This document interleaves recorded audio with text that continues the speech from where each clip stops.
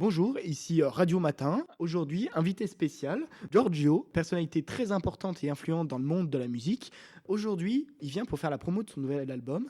Et pour cette occasion, nous allons parler de la nouvelle évolution de l'IA qu'on a pu voir ces dernières années. Du coup, bonjour Giorgio. Donc bonjour à tous. Voilà, si on voulait bien, on peut commencer sur quelques petites questions. Voilà, si on revient 10 ans en arrière, je me souviens, le début de l'IA, c'était vers 2022, 2023, etc. Comment vous l'avez ressenti? Quelles ont été les premières années? Comment ont été les premières années pour vous? Je me rappelle qu'à cette époque-là, j'étais encore en train de créer donc de la musique donc électronique, mais on va dire, par rapport à maintenant, j'avais pas tous les outils à ma disposition. Donc le changement principal que on a pu voir, on va dire pendant ces 10 dernières années, c'est on va dire maintenant l'utilisation d'IA. Donc bah même moi-même, par exemple, pour le nouvel album que j'ai produit cette année-là, j'ai donc utilisé pas mal des logiciels maintenant comme Aiva ou Musicalem qui maintenant sont vraiment des outils révolutionnaires par rapport à leur fonctionnalité. Mhm. Donc plus ou moins comment ça marche, c'est avec même juste une phrase écrite, ils peuvent te reproduire une musicalité ou même d'un titre de chanson. Ce logiciel, on va dire, cette IA-là peut te produire une chanson genre totalement fait par l'IA sans même trop besoin de paroles ou de vocales. C'est elle qui te fait tout et toi, tu as juste à faire quelques retouches. Il y a pas mal de chansons dans ce nouvel album-là qui se base sur ce principe-là. Très bien, ok. Du coup, si je comprends bien, vous lui donnez donc c'est du texte to musique, il me souviens bien. C'est voilà, vous donnez un texte, vous donnez une intention, vous donnez, je sais pas, un BPM, tout ça, et elle vous crée entièrement la musique, quoi. Ouais, exactement. Il y a eu il y a quelques années on va dire un problème de est-ce que c'est on va dire maintenant qui devient vraiment l'artiste? Est-ce que maintenant donc l'artiste c'est l'IA et donc la personne qui a eu l'idée peut-être du titre de la chanson ou du texte donc puisque c'est du text to speech donc du texte est-ce que ce n'est plus l'artiste en soi et l'IA puisque elle te fait pratiquement presque tout. Cependant, je pense pas parce que, on va dire, comme tout outil de créativité, on va dire, bah, c'est un outil. On va dire, Mhm. comme tout type de créativité, donc c'est un outil. Donc c'est juste le bon sens de l'artiste à bien utiliser les IA pour créer, on va dire, des productions de plus en plus, on va dire, pas parfaites, mais de une musique de plus en plus, on va dire, avec des meilleures musicalités. D'accord, OK. Je me souviens, alors si mes dates sont bonnes, en 2028, du coup, on a eu, un essor complet des musiques créées par l'IA, utilisées par les entreprises. Donc, tout ce qui était télévisé, enfin, programmes télévisés du moins, publicité, n'importe quoi d'autre, toutes ces musiques qui étaient créées par IA, du coup, il y avait un coût de production beaucoup moindre et on a eu vraiment cet essor.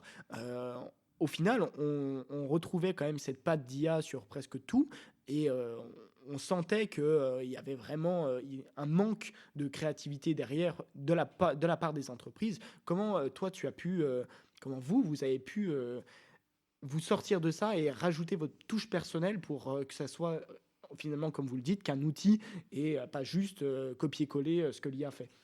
De ma part, c'était plutôt on va dire, de rester sur mon style, mon genre de musique, on va dire, à mon propre genre de musique.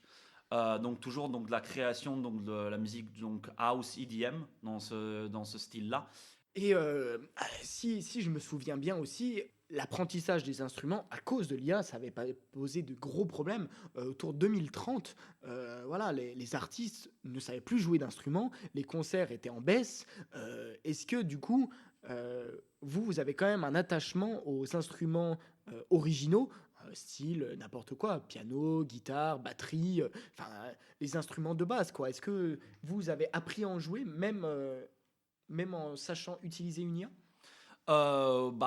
Du fait que je venais, puisque maintenant je suis un peu vieux, mais dans tous les cas, avant, même donc l'introduction des IA, j'arrivais quand même, je jouais beaucoup de guitare et beaucoup de piano.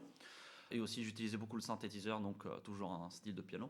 Et donc, ce qui, pour moi, c'était un peu dommage du fait que les personnes perdaient un peu ce besoin, on va dire, on va dire l'apprentissage donc d'instruments classiques Comme on l'a vu, bah, en 2031, il y a eu donc des Jeux Olympiques donc artistiques, donc de la musique qui C'est étaient mis vrai, en c'est vrai, c'est place. vrai. Ouais.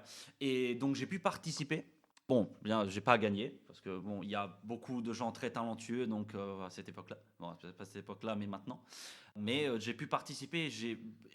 Donc ça veut dire c'est un élément. C'est-à-dire que même le gouvernement, même la société en soi, essaye quand même de faire remonter un peu donc l'usage classique des instruments. D'accord, ok, très bien. C'est très, très, très intéressant. Et du coup, aujourd'hui, en 2033, c'est vrai que l'association de l'IA avec notre façon de vivre, comme Spotify l'a fait en 2022, les IA sont capables de créer de nouvelles chansons chaque jour, automatiquement, en fonction des goûts musicaux des gens. Et c'est vrai qu'on se demande la place des auteurs dans tout ça, quoi. Vous situez où par rapport à cette industrie musicale?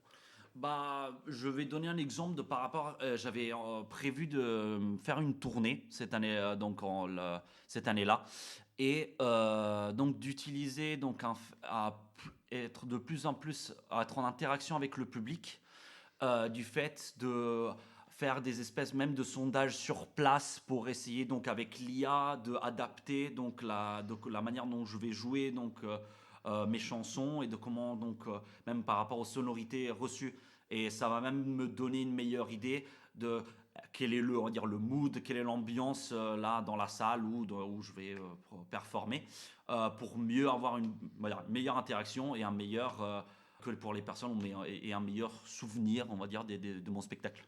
Très intéressant. En tout cas, merci d'être venu aujourd'hui. J'espère que vous avez trouvé ce moment agréable.